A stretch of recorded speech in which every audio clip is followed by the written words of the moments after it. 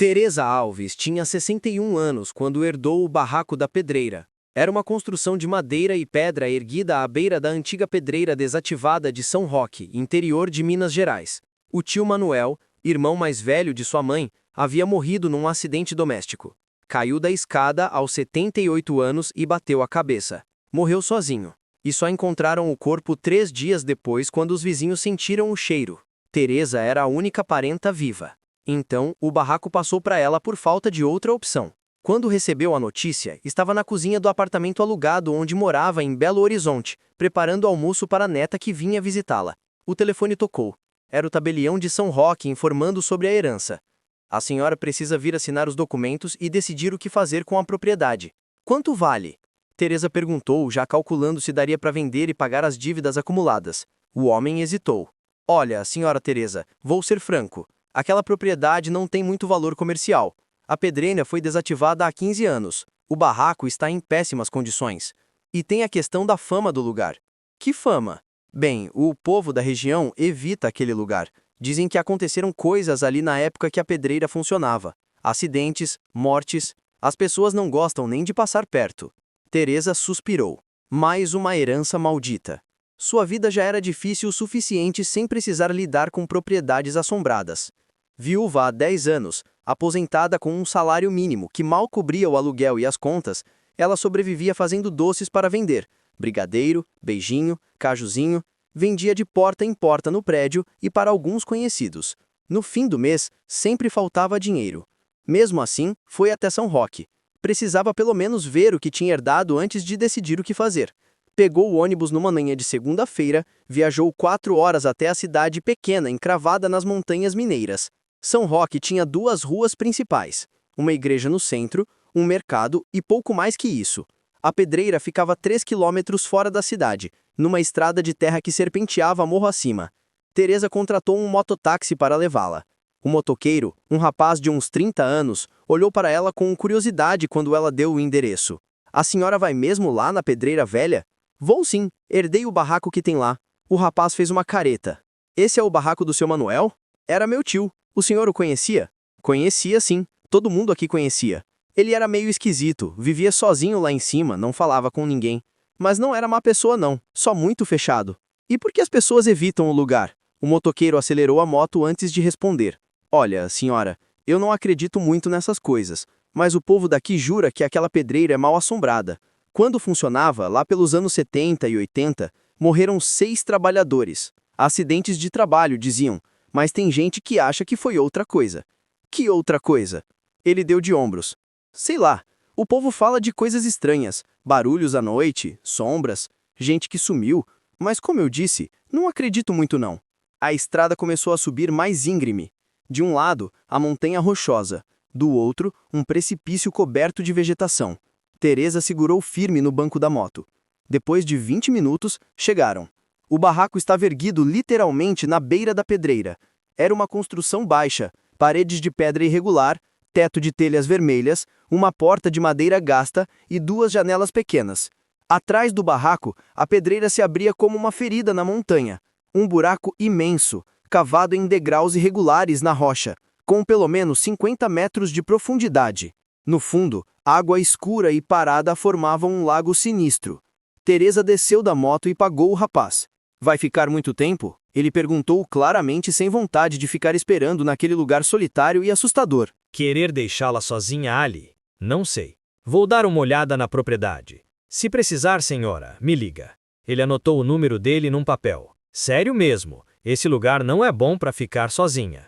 Teresa agradeceu e o rapaz foi embora, a moto levantando poeira na estrada. Quando o som do motor desapareceu, o silêncio se instalou. Um silêncio pesado, opressivo. Nem pássaros cantavam ali.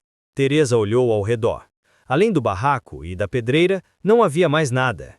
Apenas rochas, terra seca e alguns arbustos retorcidos. Ela caminhou até a porta do barraco. A chave que o tabelião havia dado girou com dificuldade na fechadura enferrujada. A porta rangeu ao abrir. O interior estava escuro e cheirava a mofo. Teresa procurou um interruptor. Quando apertou, uma lâmpada fraca se acendeu no teto. Pelo menos tinha luz. O barraco era de um cômodo só. Cozinha, sala e quarto, tudo junto. Uma cama de solteiro encostada na parede, um fogão a lenha, uma mesa velha com 2 cadeiras. Prateleiras de madeira com alguns pratos e panelas. No chão, tábuas de madeira largas e gastas. Teresa começou a caminhar pelo cômodo, avaliando o estado de tudo. Foi então que viu as marcas no piso. Eram riscos profundos na madeira, como se alguém tivesse arrastado algo pesado repetidamente. Mas não eram riscos aleatórios, formavam um padrão, começavam perto da cama e iam até a porta dos fundos, que ela não havia notado antes. Uma porta baixa, mal ajambrada, pintada de marrom escuro, quase camuflada na parede de pedra. Teresa se aproximou dos riscos, passou os dedos sobre eles. Eram fundos, cavados com força na madeira, e o padrão se repetia, 5 linhas paralelas, espaçadas como dedos, como se alguém tivesse sido arrastado, tentando se agarrar ao chão. Ela sentiu um arrepio subir pela espinha, levantou e foi até a porta dos fundos. Tentou abrir. Estava trancada. Procurou a chave no molho que tinha, mas nenhuma serviu. Olhou pela fresta. Do outro lado havia apenas escuridão. Bateu na porta de leve. O som ecoou oco. Tinha alguma coisa além daquela porta. Algum espaço vazio. Teresa voltou a examinar os riscos no chão. Agora que prestava atenção, via que eram vários conjuntos, como se a cena tivesse se repetido várias vezes. Alguém sendo arrastado da cama até aquela porta. Ou várias pessoas. Ela se forçou a respirar fundo. Estava imaginando coisas. Provavelmente o tio Manuel arrastava móveis ou sacos pesados. Tinha explicação racional. Passou o resto da tarde limpando e organizando. Varreu, tirou teias de aranha, jogou fora coisas estragadas. Encontrou alguns pertences do tio, roupas velhas, ferramentas, cadernos com anotações sobre despesas. Nada de interessante. Quando o sol começou a descer, Teresa percebeu que estava ficando tarde. Não tinha como voltar para a cidade naquela hora. O último ônibus para Belo Horizonte já havia partido. Teria que passar a noite ali. A ideia deixou desconfortável, mas não tinha escolha. Preparou um chá com a água que trouxe na mochila, comeu o lanche que havia levado. Quando a noite chegou, acendeu todas as luzes do barraco, a lâmpada do teto e uma lamparina a óleo que encontrou. Deitou-se na cama com a roupa, sem tirar nem os sapatos. O colchão era duro e tinha cheiro de mofo, mas ela estava cansada. Fechou os olhos, tentando dormir. Foi quando ouviu o primeiro barulho. Vinha de fora, um arrastar lento, pesado, como algo sendo arrastado pela pedra. Teresa abriu os olhos. Ficou imóvel, escutando. O barulho continuou. Arrasta, para. Arrasta, para. Devagar, metódico. Ela levantou da cama e foi até a janela. Olhou para fora. A noite estava escura, sem lua. Só conseguia ver o contorno da pedreira iluminado pela luz fraca que vinha do barraco. O barulho parou. Silêncio absoluto. Teresa estava voltando para a cama quando ouviu de novo. Desta vez, não vinha de fora. Vinha de dentro, de trás da porta dos fundos. O mesmo arrastar lento e algo mais. Um gemido baixo, abafado, como alguém tentando falar com a boca tapada. Teresa sentiu o sangue gelar. Quem está aí? Nenhuma resposta. O arrastar continuou. Ela se aproximou da porta, o coração batendo forte. Bateu na madeira. Tem alguém aí? O barulho parou instantaneamente. Um silêncio sepulcral. Então a porta começou a tremer. Não muito, só uma vibração leve, como se alguém do outro lado estivesse encostado nela. Teresa recuou. A porta parou de tremer. Ela ficou ali parada, respirando rápido, decidindo o que fazer. Pegar a mola e sair correndo? Era noite. Estava no meio do nada. Não tinha para onde ir. Ficar? E se tivesse alguém realmente preso atrás daquela porta? Tomou coragem. Foi até as ferramentas que havia visto mais cedo. Pegou um pé de cabra. Voltou até a porta. Enfiou a ferramenta na fresta e fez força. A madeira velha começou a ceder. Mais força. A fechadura arrancou com um estalo. A porta se abriu. O cheiro que saiu era insuportável. Terra molhada, decomposição, algo pútrido. Teresa cobriu o nariz e iluminou com a lamparina. Era um túnel. Um túnel cavado na própria rocha, descendo numa rampa íngreme. As paredes eram irregulares, escavadas à mão. E no chão do túnel havia os mesmos riscos, marcas de dedos na terra compactada, dezenas delas, como se muitas pessoas tivessem sido arrastadas por ali. Teresa não entrou, ficou na porta, iluminando o máximo que conseguia. O túnel descia uns 10 metros e fazia uma curva. Não dava para ver o que tinha além. Ela fechou a porta rapidamente e empurrou a mesa velha contra ela. Passou o resto da noite acordada, sentada na cama, segurando o pé de cabra. Ouviu barulhos a noite inteira, arrastar, gemidos, batidas. Mas não vinha de dentro, vinha de fora agora. Como se algo estivesse circulando o barraco. Quando a primeira luz do dia começou a entrar pela janela, os barulhos pararam. E você? Já viveu em algum lugar onde aconteciam coisas que não conseguia explicar?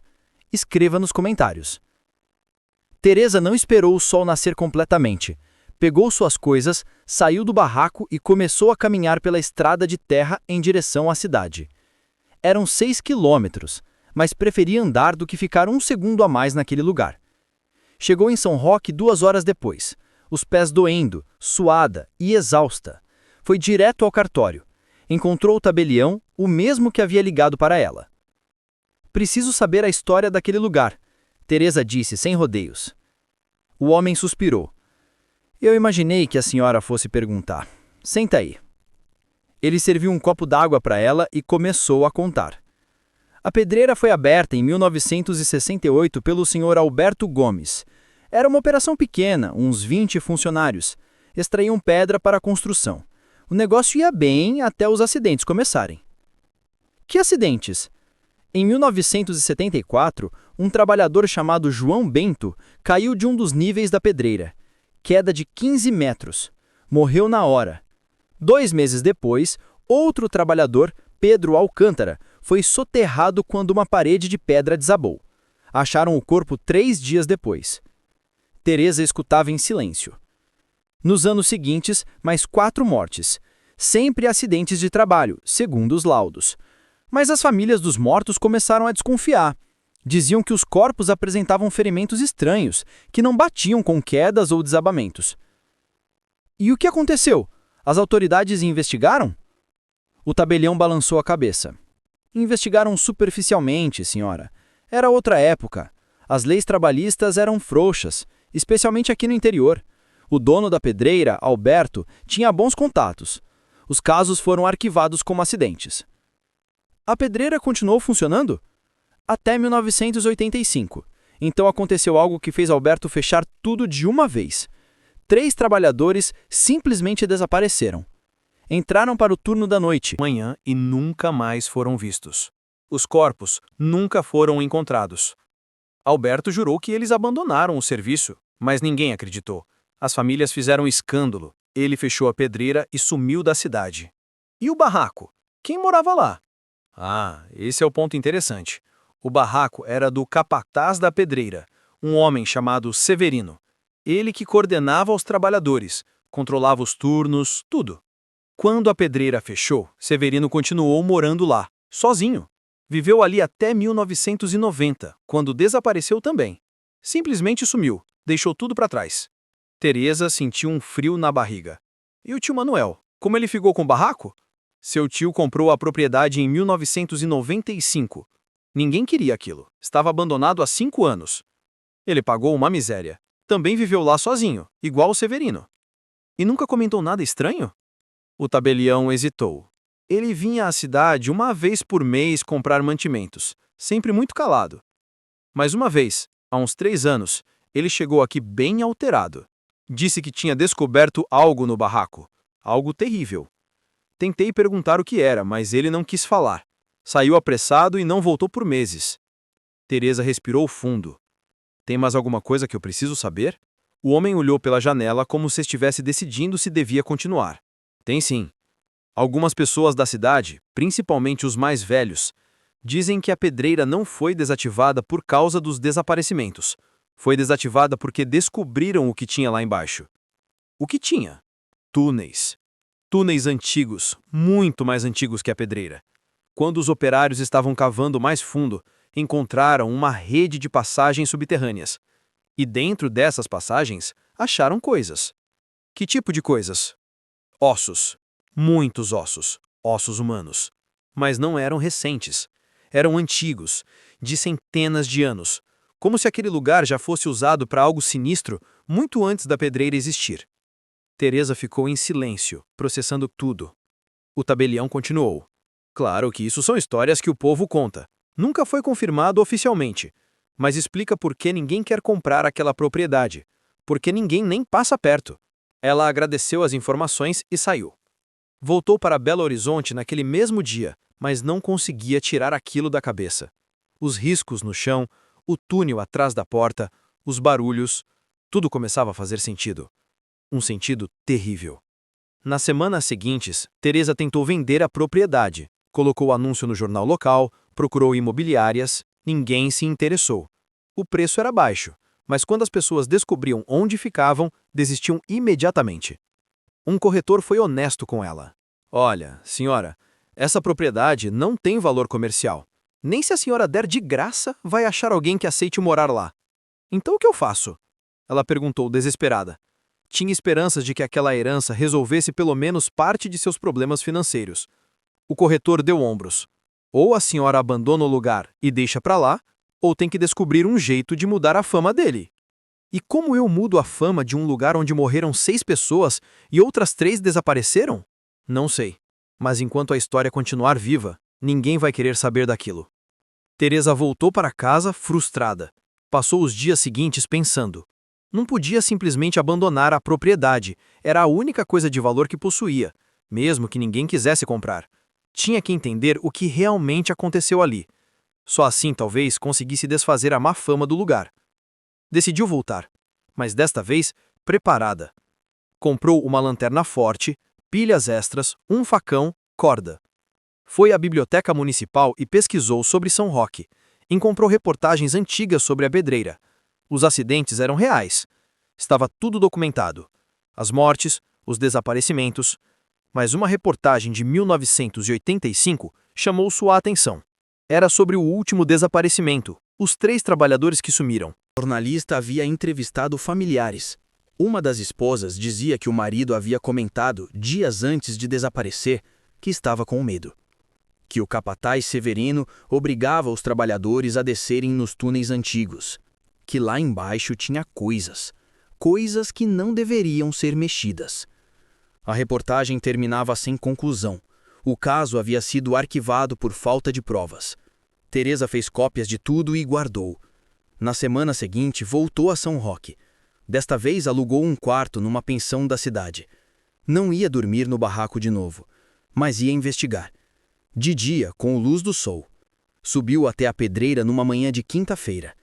O barraco estava exatamente como havia deixado. A mesa ainda encostada na porta dos fundos. Ela afastou a mesa e abriu a porta. À luz do dia, o túnel parecia menos aterrorizante. Ainda sinistro, mas menos. Teresa acendeu a lanterna e entrou. O túnel descia numa rampa íngreme.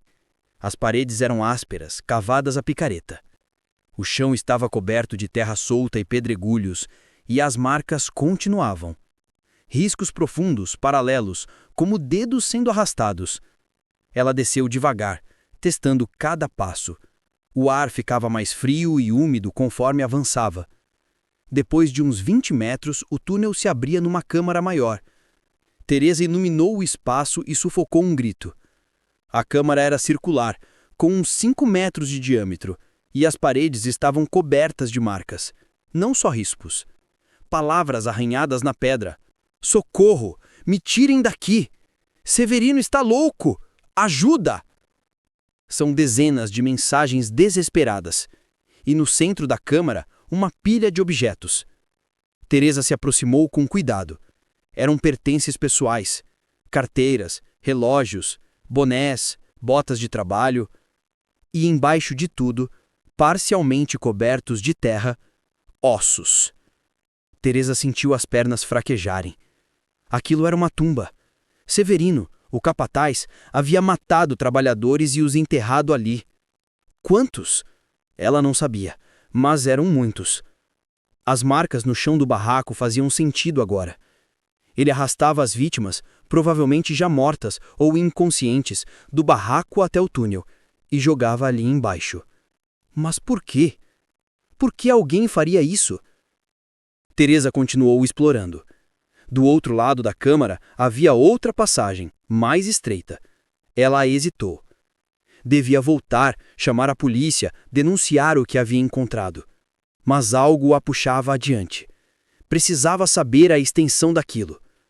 Entrou na passagem estreita, teve que se abaixar, depois rastejar. A claustrofobia começou a apertar. Estava a metros debaixo da terra, sozinha em túneis que ninguém sabia que ela estava explorando. Se acontecesse alguma coisa, ninguém a encontraria.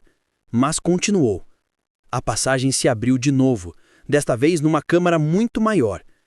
E o que Teresa viu a fez entender tudo. A câmara era antiga, muito antiga. As paredes tinham entalhes, símbolos que ela não reconhecia. E no centro, uma estrutura de pedra, como um altar. Ao redor, mais ossos. Mas estes eram diferentes. Não estavam jogados. Estavam arranjados em círculos concêntricos, como se fossem oferendas.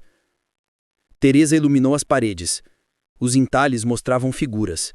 Pessoas sendo levadas para baixo da terra, criaturas com muitos braços arrastando humanos, e no centro de tudo, uma figura maior. Algo que não era humano. Algo antigo e terrível. Ela entendeu. Aquele lugar era um sítio ritual, usado há centenas, talvez milhares de anos, por pessoas que cultuavam algo que vivia nas profundezas. E Severino havia descoberto. Tinha continuado o ritual, alimentando o que quer que estivesse lá embaixo. Teresa sentiu uma presença.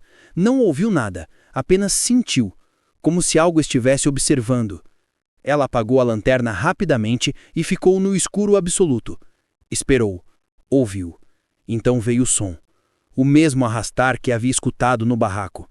Mas agora, muito mais alto, muito mais próximo.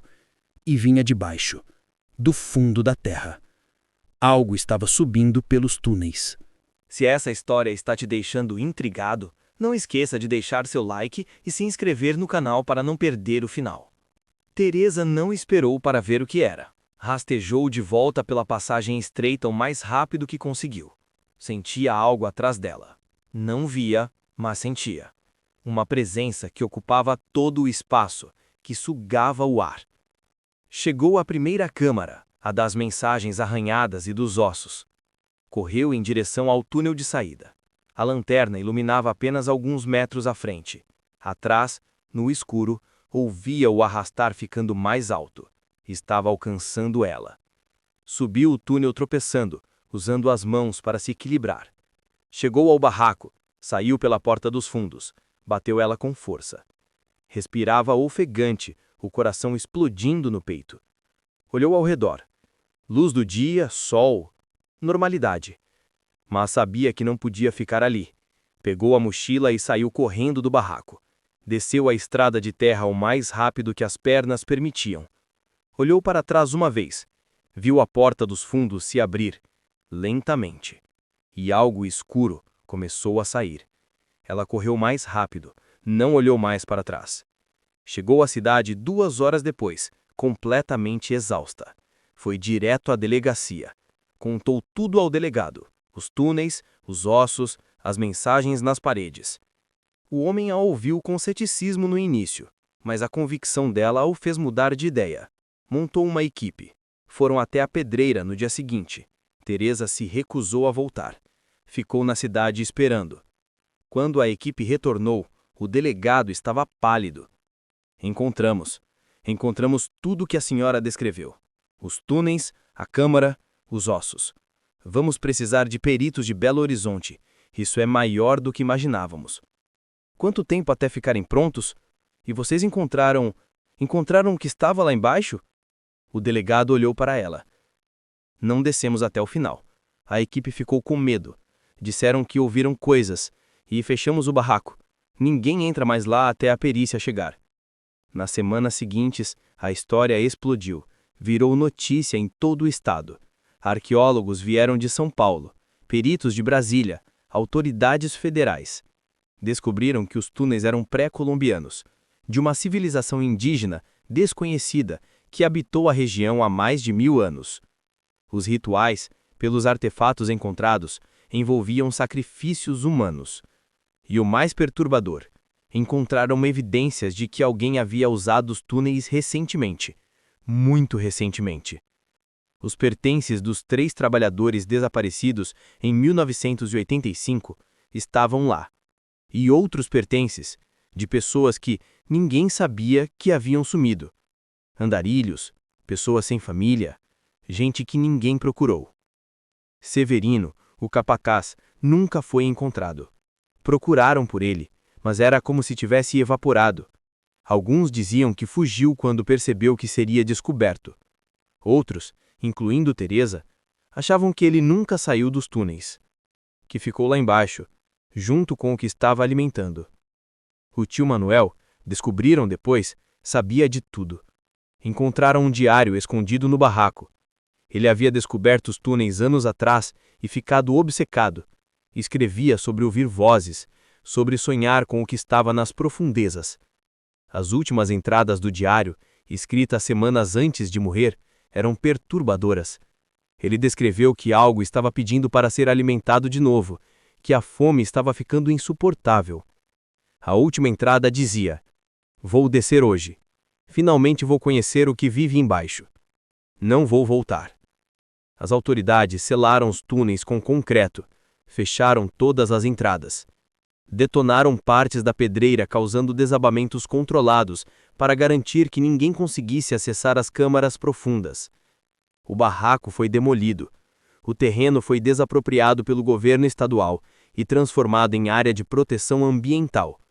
Proibido construir ou escavar. Teresa nunca mais entrou no barraco. Nunca mais voltou às terras em que trabalhou. Mas às noites ainda sonha com o que estava lá embaixo, que o profundo está esperando, pedindo. Voltou a São Roque. Vendeu seus direitos sobre a propriedade para o Estado por um valor simbólico. Não queria nada daquilo. Mas as marcas no piso, aquelas que viu na primeira noite, nunca saíram da sua memória. Ela entendia agora o que significavam. Eram as últimas tentativas de pessoas que perceberam tarde demais o que Severino era. O que ele estava fazendo. Tentando se agarrar à vida enquanto eram arrastadas para a escuridão. 2 anos depois, Teresa estava na cozinha do apartamento fazendo doces como sempre quando a neta veio visitá-la. A menina, agora com 12 anos, estava fascinada pela história. "Vó, você realmente viu alguma coisa lá embaixo?" Teresa parou de mexer o brigadeiro. Olhou para a neta. "Vi coisas que não têm explicação, minha filha. Coisas que a ciência tenta explicar com arqueologia e história, mas que eu sei que são mais do que isso. Você acha que ainda tem alguma coisa viva lá embaixo?" Teresa pensou na pergunta. Lembrou do arrastar no escuro, do que sentiu subindo pelos túneis. "Acho que tem coisas no mundo que são mais antigas que nós. Coisas que existiam antes das cidades, antes da civilização. E às vezes, quando mexemos onde não devemos, acordamos essas coisas. Mas agora tá tudo lacrado, né, vó? Tá fechado." "Está," Teresa disse. Mas sua voz não soou tão convencida quanto gostaria. 5 anos depois do incidente, Teresa recebeu uma ligação. Era do delegado de São Roque, agora aposentado. "Dona Teresa, preciso te contar uma coisa." "Pode falar." "Teve um terremoto pequeno aqui na região semana passada, nada grave. Mas abriu uma fenda na área da antiga pedreira. E uns pescadores que estavam no rio lá embaixo disseram que ouviram barulhos saindo da fenda." "Que tipo de barulhos?" "Arrastar. Como se algo pesado estivesse se movendo lá dentro. E pegadas de lama foram encontradas saindo da área lacrada. Pegadas que os peritos não conseguiram identificar. Não são de nenhum animal conhecido." Teresa sentiu o sangue gelar. "Vocês vão selar de novo?" "Já estamos trabalhando nisso. Mas achei que devia te avisar. Caso queira tomar precauções." "Que tipo de precauções?" Ele hesitou. "Não sei. Só tenho um pressentimento ruim, como se aquilo que vocês acordaram não voltou a dormir. Só mudou de lugar." Depois de desligar, Teresa ficou muito tempo olhando pela janela. Pensou em todas as grandes cidades construídas sobre ruínas antigas. Em quantos lugares no mundo tinham túneis e câmaras esquecidas embaixo do asfalto e do concreto? enquanto as coisas antigas ainda esperavam nas profundezas. Ela nunca mais dormiu tranquila. Toda noite antes de dormir, Teresa encostava o ouvido na parede do quarto, escutando, sempre escutando, procurando pelo som de algo se arrastando, vindo debaixo da terra. Passaram-se 10 anos desde que Teresa havia entrado naqueles túneis. Ela agora estava com 71 anos, os cabelos completamente brancos, as mãos trêmulas de artrite. Ainda fazia seus doces, mas em menor quantidade. A neta, já adulta, havia se mudado para São Paulo para estudar arqueologia. Dizia que foi inspirada pela história da avó. Um dia a neta apareceu de surpresa no apartamento. Trazia uma mochila pesada e uma expressão preocupada. "Vó, preciso te mostrar uma coisa." Teresa preparou café e sentaram na mesa da cozinha. A neta abriu a mochila e tirou vários documentos, fotos, mapas. "Estou fazendo meu mestrado sobre os túneis pré-colombianos de Minas Gerais. Consegui acesso aos arquivos lacrados do caso de São Roque e descobri algo perturbador." Teresa sentiu um aperto no peito. "O quê?" A neta espalhou fotos na mesa. Eram imagens dos túneis, das câmaras, dos símbolos nas paredes. "Esses símbolos que você viu, vó, consegui traduzi-los. Não completamente, mas o suficiente para entender a mensagem geral." "E o que dizem?" A neta respirou fundo. "Falam sobre o Guardião, uma entidade que vive nas profundezas da terra. Os rituais não eram para adorá-lo, eram para mantê-lo adormecido." Sacrifícios eram oferendas para acalmá-lo, para que ele não subisse. Teresa sentiu a sala girar. Então, quando a civilização que fazia os rituais desapareceu, não tinha mais ninguém para manter a entidade adormecida? Exatamente. Durante séculos o guardião ficou quieto. Mas quando a pedreira começou a cavar mais fundo, quando chegaram perto das câmaras antigas, acordaram ele. E Severino? Minha teoria é que Severino foi influenciado, possuído talvez. Ele descobriu os túneis e começou a ouvir a entidade. Ela pediu para ser alimentada. E ele obedeceu. A neta mostrou mais documentos. "E tem pior, vó. Pesquisei sobre outros casos parecidos no Brasil. Encontrei pelo menos 7 lugares com histórias similares. Túneis antigos, desaparecimentos inexplicados, pessoas que enlouquecem e começam a fazer rituais." Teresa olhou para a neta. "Por que você está me contando isso?" A neta pegou a mão dela. "Porque todos esses lugares têm uma coisa em comum. Depois que são lacrados, os eventos estranhos não param. Eles se espalham, como se a entidade, sem poder sair pelo lugar original, procurasse outras saídas. E você acha que ela pode estar procurando uma saída em Belo Horizonte? Não sei, mas queria que a senhora ficasse atenta. Se ouvir ou ver algo estranho, me avisa imediatamente."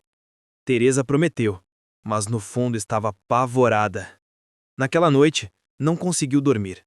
Ficou na cama pensando em tudo que a neta havia dito. Às 3 da manhã, ouviu o som de algo sendo arrastado. Vinha do apartamento de baixo. Teresa levantou e colocou o ouvido no chão. O arrastar continuava. Lento, metódico, exatamente como nos túneis. Ela pegou o telefone para ligar para a neta, mas hesitou. E se estivesse imaginando? E se fosse só o vizinho movendo móveis? Decidiu descer e verificar. Colocou o roupão e foi até o andar de baixo. Bateu na porta do apartamento. Ninguém atendeu. Bateu de novo, mais forte. A porta estava entreaberta. Teresa empurrou devagar. O apartamento estava escuro. Acendeu a luz do corredor. O que viu a fez gritar. O piso do apartamento estava coberto de riscos. Os mesmos riscos que viu no barraco 10 anos atrás. 5 linhas paralelas, profundas, indo da sala até o quarto. E o vizinho? O senhor Ângelo, um homem de 70 anos que morava sozinho, estava desaparecido. Suas coisas estavam todas ali. Roupa no varal, comida na mesa, a TV ainda ligada. Mas ele não estava. Teresa ligou para a polícia. Quando chegaram, examinaram tudo. Não encontraram sinais de arrombamento ou luta. Apenas os riscos estranhos no chão. "A senhora sabe como esses riscos apareceram?" O policial perguntou. Teresa olhou para as marcas. Sabia exatamente como apareceram. mas não podia explicar sem parecer louca. Não sei. O Sr. Ângelo nunca mais foi encontrado.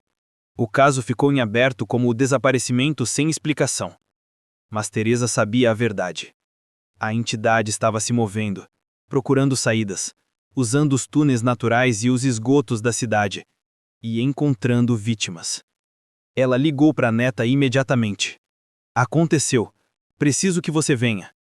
A neta chegou no dia seguinte com 2 colegas pesquisadores. Inspecionaram o apartamento do vizinho desaparecido, analisaram os riscos, confirmaram que eram idênticos aos encontrados no barraco. Precisamos alertar as autoridades, a neta disse. Isso é maior que imaginamos. Mas quem vai acreditar em nós? Teresa perguntou. Vamos falar que tem uma entidade subterrânea que arrasta pessoas? Vão nos internar. A neta pensou. Então vamos atrás de provas concretas. Vamos mapear todos os desaparecimentos estranhos em Belo Horizonte nos últimos anos, ver se há um padrão. Passaram semanas pesquisando. E encontraram. Nos últimos 5 anos, 17 pessoas haviam desaparecido em circunstâncias similares. Todas moravam em bairros antigos da cidade. Todas desapareceram durante a noite. E em todos os casos, vizinhos relataram ouvir sons estranhos de arrasto. Aqui está o mais importante. A neta mostrou um mapa. Marquei todos os locais de desaparecimento. Veja o padrão. Os pontos formavam uma linha. Uma linha que começava na direção de São Roque e avançava pelo centro de Belo Horizonte. Como se algo estivesse se movendo subterraneamente, criando um caminho. E para onde está indo? Teresa perguntou. A neta apontou para o final da linha. Para a Catedral. A Catedral Metropolitana de Belo Horizonte. Um prédio imponente no centro da cidade. Teresa franziu a testa. Por que para lá? A neta pegou mais documentos. Pesquisei a história do terreno onde a catedral foi construída. Antes de ser igreja, no século XVIII, era um cemitério indígena. E antes disso, pelos registros que encontrei, era um local sagrado, onde faziam rituais. Teresa entendeu. Outro ponto de conexão. Outro lugar onde a entidade pode emergir. Exatamente. E tem mais. Começaram reformas na cripta da catedral há 2 semanas. Estão escavando para ampliar. Se chegarem nas câmaras antigas, vão abrir uma porta. As 3 foram até a catedral no dia seguinte. Conversaram com o padre responsável pelas reformas. Ele as recebeu no escritório, curioso com um interesse repentino. Em que posso ajudá-las? A neta explicou que estava fazendo uma pesquisa arqueológica sobre sítios pré-colombianos na região. Perguntou se podiam ver as escavações. O padre hesitou. As obras estão interditadas no momento. Tivemos um problema. Que tipo de problema? Encontramos algo, uma abertura na rocha. Parece ser uma caverna ou túnel natural. Chamamos especialistas para avaliar antes de continuar. Quando foi isso? Há 3 dias. E desde então, algo estranho está acontecendo. O padre baixou a voz. Os operários se recusam a voltar. Dizem que ouvem coisas vindas do buraco. E 2 homens que desceram para investigar não voltaram. 2 pessoas desapareceram e não chamaram a polícia? Chamamos, mas os policiais que desceram também ficaram perturbados. Disseram que há algo lá embaixo. Algo vivo. Teresa e a neta trocaram olhares. Precisamos ver isso. O padre as levou até a cripta. Era uma área ampla, com colunas de pedra e túmulos antigos. No canto mais afastado, uma abertura no chão. Um buraco de aproximadamente 2 metros de diâmetro descendo para a escuridão. Ao redor, equipamentos de escavação abandonados. Teresa se aproximou da borda e iluminou com uma lanterna. Conseguia ver uma rampa descendo, paredes irregulares de rocha. E lá embaixo, muito lá embaixo, algo se mexia. Algo grande. Preciso descer, ela disse. A neta a segurou pelo braço. Vó, não, é perigoso. Eu já estive lá embaixo antes. Sobrevivi. Preciso ver se é o mesmo. Contra todos os protestos, Teresa começou a descer. Usou uma corda amarrada numa coluna. A descida era íngreme. As paredes eram ásperas, cortavam as mãos. Depois de 10 metros, chegou a uma plataforma. Dali se abria um túnel horizontal. O mesmo tipo de túnel que viu em São Roque. Teresa acendeu a lanterna e entrou. O ar era frio e úmido. Cheirava a terra molhada e decomposição. As paredes tinham os mesmos entalhes, os mesmos símbolos. E no chão as marcas, dezenas delas. Pessoas sendo arrastadas. Ela seguia os rastros. O túnel se abria numa câmara. E lá estava. No centro da câmara, uma criatura. Não tinha forma definida. Era uma massa escura e viscosa, com dezenas de apêndices que se estendiam e se contraíam como tentáculos. Ao redor, corpos. Os operários desaparecidos, ainda vivos, mas presos nos tentáculos, sendo lentamente absorvidos. A criatura percebeu Teresa.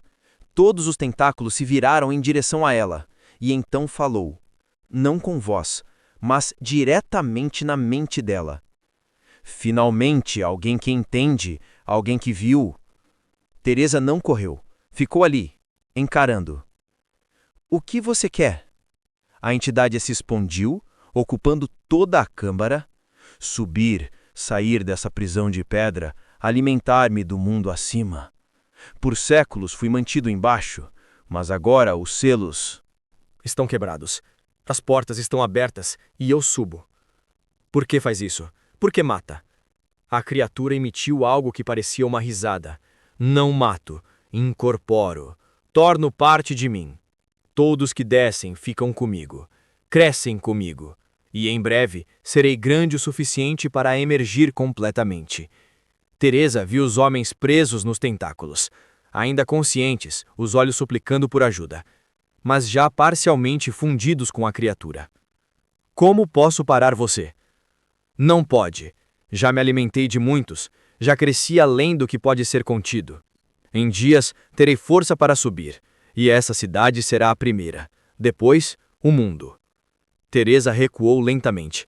A criatura não a seguiu. Estava ocupada demais absorvendo suas vítimas atuais. Ela subiu de volta, rápido. Chegou à superfície, ofegante. A neta a ajudou. Viu? Viu. E é pior do que imaginávamos. Está crescendo. Em dias vai emergir. Precisamos fazer algo. O padre se aproximou. Fazer o quê? Como lutamos contra algo assim? Teresa pensou. Lembrou do diário do tio Manuel, dos rituais antigos, dos sacrifícios que mantinham a entidade adormecida, e teve uma ideia.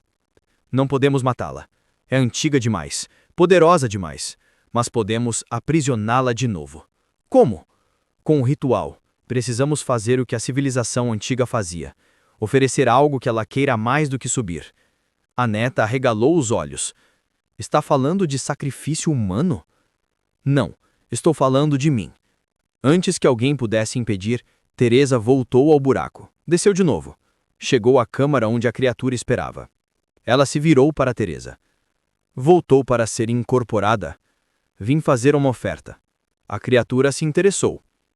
Que oferta? Me leve. Apenas a mim. E em troca, volte para as profundezas. Durma de novo. Deixe esta cidade em paz. Por que faria isso? Porque eu já vivi minha vida. Tenho 71 anos. Não tenho muito tempo mesmo. Mas essas pessoas, essas que você já pegou, elas têm futuro, têm família. E a cidade acima tem milhões de inocentes. Uma vida velha não vale uma cidade inteira. A criatura considerou. Seus tentáculos se contraíram e expandiram, como se estivesse pensando. Interessante, mas por que acreditaria em você? Porque eu entendo você. Teresa disse. Vi seus símbolos, li sua história. Você não é mau, é apenas antigo. Você existiu antes de nós, e existirá depois. Mas este não é seu tempo. Volte a dormir. E quando a humanidade acabar, quando as cidades desmoronarem e a terra voltar ao que era, você despertará naturalmente, e o mundo será seu de novo. A criatura ficou em silêncio por longos momentos. Então falou. Você tem sabedoria? Raro entre os que descem. Aceito sua oferta. Os tentáculos libertaram os homens presos. Eles caíram no chão, inconscientes, mas vivos. E então, a criatura envolveu Teresa. Ela não sentiu dor. Era quase suave, como ser abraçada por algo infinitamente maior. Sentiu sua consciência se expandindo, conectando com algo antigo. Viu visões. A Terra como era há milhões de anos. Criaturas como aquela dominando o mundo subterrâneo. a chegada dos humanos, as guerras, os aprisionamentos. Viu tudo e entendeu. A criatura não era má, era apenas diferente, de um tempo diferente. E Teresa, ao se oferecer, não estava morrendo, estava se tornando parte de algo maior. Sua consciência se fundiu com a entidade, e juntas desceram, mais fundo do que os túneis, mais fundo do que as câmaras, para o verdadeiro coração da Terra, onde coisas antigas dormem. A neta e o padre desceram horas depois. Encontraram os 2 operários inconscientes, mas vivos. Os levaram para cima. Teresa não estava lá.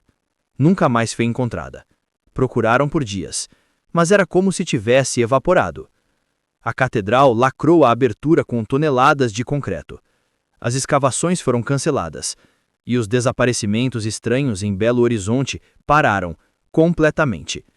A neta de Teresa terminou seu mestrado, dedicou a tese à avó, tornou-se especialista em civilizações antigas e seus rituais, mas nunca contou a história completa. Quem acreditaria? 20 anos depois, a neta, agora professora universitária, estava dando aula sobre sítios arqueológicos quando um aluno perguntou: "Professora, é verdade que sua avó desapareceu em circunstâncias misteriosas?" Ela olhou para o aluno. "É verdade. E você sabe o que aconteceu com ela?" A professora pensou em tudo: nas marcas no piso, nos túneis, na criatura, no sacrifício da avó. "Sei sim. Ela salvou uma cidade inteira." O aluno ficou confuso. "Como?" "Fazendo o que heróis de verdade fazem, colocando outros antes de si mesmas." À noite, sozinha em casa, a professora às vezes encostava o ouvido no chão, escutando, e podia jurar que ouvia, muito lá embaixo, muito longe, um sussurro, a voz da avó, misturada com algo maior, dizendo que estava tudo bem, que estava em paz, que a cidade estava segura e que dormiria por 1000 anos antes de acordar de novo. As marcas no piso do barraco da pedreira finalmente faziam sentido. Não eram apenas sinais de tragédia, eram avisos. Avisos de que algumas portas não devem ser abertas, algumas profundezas não devem ser exploradas, e algumas criaturas antigas devem permanecer onde estão.